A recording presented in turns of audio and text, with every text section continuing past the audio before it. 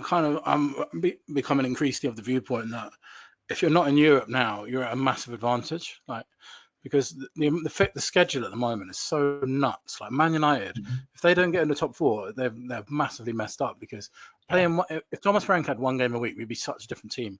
You get no time on a training ground. You get a game every other day, every other couple of days. There's no time to put any kind of style in or anything because you're constantly playing and rotating.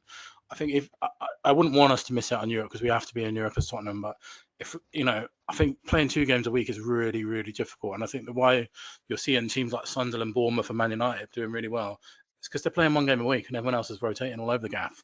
It's Newcastle struggling with it. Everyone that's in Europe and Forest struggling with it. It's really, really difficult. Unless you're Man City and Arsenal, where you can have a second team that is as good as your first team, essentially, and your second team can go and win any game. It's really hard. So I think there's advantages to all of them. And I think if you're in the Europa League or the Conference League, Tottenham are probably going to be favourites for either of them. So yeah, I'd like that as well.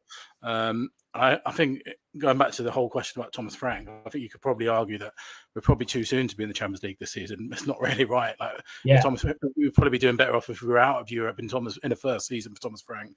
The Champions League is probably too soon for us.